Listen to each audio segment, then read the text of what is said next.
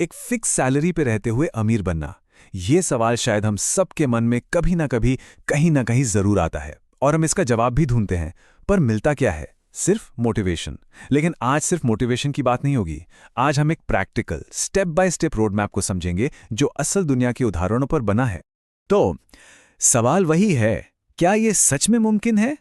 क्योंकि अक्सर ये रास्ता इतना धुंधला लगता है कि यकीन ही नहीं होता। लेकिन आज हम इसी उलझे हुए रास्ते को सुलझाकर एक सीधी और साफ राह बनाने वाले हैं। एक ऐसा रास्ता जिस पर कोई भी चल सकता है। अक्सर ऐसी सलाहें बहुत सुनने को मिलती हैं जो सुनने में तो बहुत अच्छी लगती हैं, पर असल में किसी काम की नहीं होती। लेकिन ये प्लान अलग है। ये उन लोगों के अनुभवों पर आधारित हैं जिन्होंने सच में एक नौकरी में रहते हुए अपनी जिंदगी बदली है। ये सिर्फ सुनने वाली बातें नहीं है, बल्कि एक असली एक्शन लेने वाला प्लान है। ठीक है, तो चलिए शुरू करते हैं। इस रोडमैप का पहला हिस्सा यानी पार्ट 1 इस बात पर फोकस करता है कि कैसे अपने काम पर अपनी वैल्यू बनाई जाए और कंपनी के लिए इतना जरूरी बन जाए कि कोई नजरअंदाज ही न कर सके। देखिए, हर कंपनी में ना दो तरह के लोग होते हैं। एक वो जिन्हें आसानी से बदला जा सकता है, और दूसरे वो जिन्हें कंपनी किसी भी कीमत पर खोना नहीं चाहेगी। हमारा लक्ष्य है दूसरी कैटेगरी में आना, सिर्फ एक कर्मचारी नहीं बल्कि कंपनी का एक कीमती एसेट बनना। इस फर्क को समझने के लिए चलिए एक असली कहानी सुनते हैं। आकाश नाम का एक लड़का था, सेल्स में काम करता था। ज्यादातर लोगों की तरह उसका भी ध्यान बस अपना टारगेट पूरा करने पे रहता था। लेकिन फिर उसने एक बात महसूस की कि सिर्फ काम पूरा करने से वो कभी आगे नहीं बढ़ पाएगा। उसे ये समझना होगा कि उसका काम कंपनी के लिए क्यों इतना जरूरी है। तो आकाश ने बहुत छोटे छोटे लेकिन असरदार कदम उठाए। वो हर कॉल के बाद लिखता था कि क्या अच्छा हुआ और क्या गलत। उसने घर जाकर अपनी गलतियों पर काम किया, नए कोर्सेस खरीदे, और धीरे धीरे वो सिर्फ टारगेट पूरा करने वाला एक सेलमैन नहीं रहा, बल्कि कंपनी को बड़े नुकसान से बचाने वाला एक मजबूत पिलर बन गया। अच्छा, काम में तो बेहतर हो गए, लेकिन अगला कदम शायद सबसे जरूरी है, अपना माहौल बदलना। कभी सोचा है कि जिन लोगों के साथ हम अपना सबसे ज्यादा वक्त बिताते हैं वो हमारी सोच को कितना ज्यादा प्रभावित करते हैं?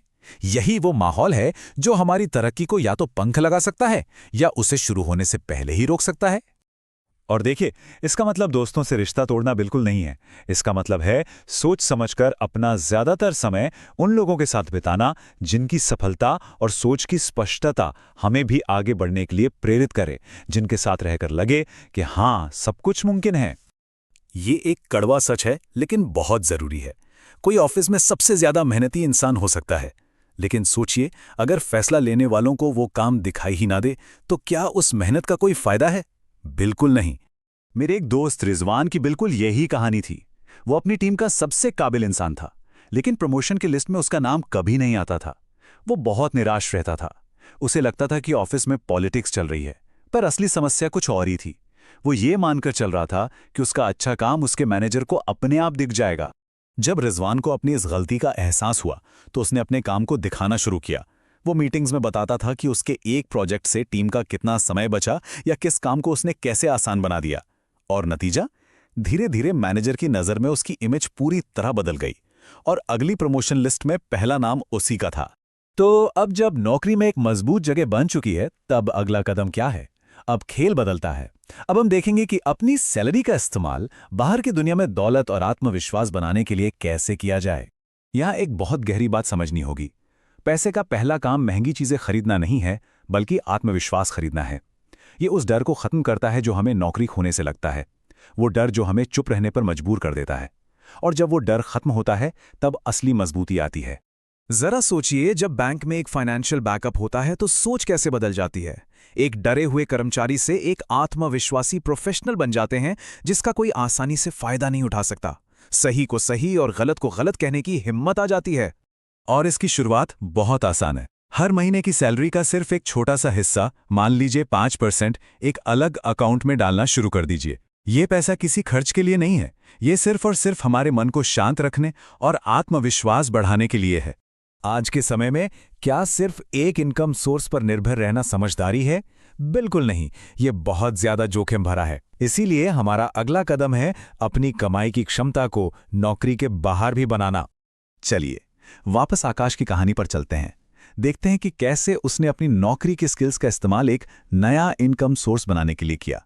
उसने देखा कि दूसरे लोग ऑनलाइन कोर्स बेच रहे हैं और उसे एहसास हुआ कि जो सेल्स की कला वो इतने सालों से इस्तेमाल कर रहा है वो भी एक कीमती स्किल है जिसे दूसरों को सिखाया जा सकता है। बस यहीं से उसका साइड हसल का सफर शुरू हो गया।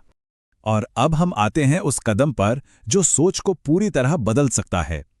जब कमाई बढ़ जाती है तो ज्यादातर लोग ज्यादा चीजें खरीदते हैं, लेकिन स्मार्ट लोग कुछ और खरीदते हैं। वो अपनी सबसे कीमती संपत्ति यानी समय को वापस खरीदते हैं। इस स्टेज पर आकर स्मार्ट लोग उन कामों को दूसरों से करवाते हैं जिन्हें वे खुद नहीं कर सकते या जिनके लिए उनके पास समय नहीं है। आकाश ने भी यही किया।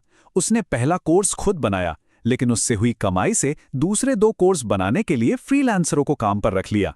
उसने पैसे से अपना समय खरीदा ताकि वो अपने बिजनेस को और तेजी से बढ़ा पाए।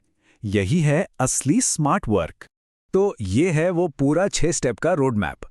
देखिए, हर कदम एक दूसरे से जुड़ा हुआ है। पहले अपने काम में वैल्यू बनाइए, फिर उस मजबूती का इस्तेमाल करके बाहर अपनी दौलत बनाइए। ये एक सीढ़ी की तरह है जिस पर एक एक कदम करके ही ऊपर चढ़ा जाता है। तो इस पूरी यात्रा के बाद एक आखिरी और सबसे बड़ा सवाल उठता है। ये सवाल पैसे के साथ हमारे रिश्ते के बारे में है।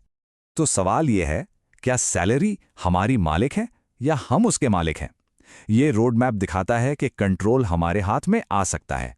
अब फैसला हमें करना है कि हम अपनी फाइनेंशियल यात्रा का स्टीयरिंग व्हील अपने हाथ में लेते हैं या नहीं।